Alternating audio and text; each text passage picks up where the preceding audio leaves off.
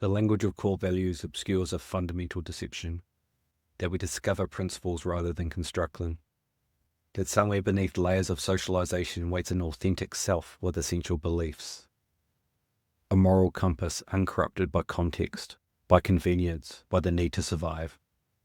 We speak of unearthing these values as if they were archaeological finds rather than ongoing negotiations with circumstance. The exercise of determining values has become its own industry. Workshops, frameworks, 5-step methods promising clarity through facilitated introspection. As if meaning were a technical problem solvable through the right sequence of prompts. As if the process weren't already contaminated by the very question, by who gets to ask it, by when it gets asked, by what answers are rewarded. What we call our core is itself unstable, shifting not just over decades, but moment to moment as different parts of identity come forward or recede. The self that values freedom above all may vanish in an instant when security is threatened. The self committed to honesty may discover the sudden virtue of concealment when truth becomes dangerous. The hierarchy of principles rearranges itself without announcement, responding to threats and opportunities we barely register consciously. This isn't hypocrisy but adaptation. Not moral failure, but necessary flexibility of creatures who must survive environments they cannot fully control or predict.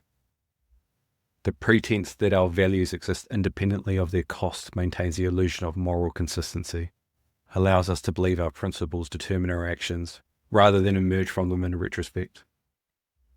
Perhaps what we're really mapping when we list our values isn't our core, but our aspirations.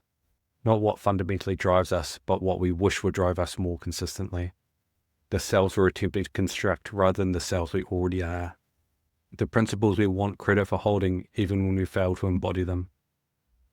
The entire framework assumes a coherent self capable of consistently valuing anything. Ignores how fragmented consciousness actually operates, how contextual morality proves in practice, how different versions of ourselves come online in different relationships, environments, states of need. How we contain not a core but a coalition of competing values, each temporarily taking precedence depending on what's at stake. What we claim as non-negotiable principles often reveal themselves as situational preferences when properly challenged. When maintaining them costs something vital, when they conflict with values unnamed but more essential, comfort, belonging, status, safety, the silent hierarchies operating beneath our declared commitments, the unacknowledged values that actually determine which declared values we'll sacrifice first.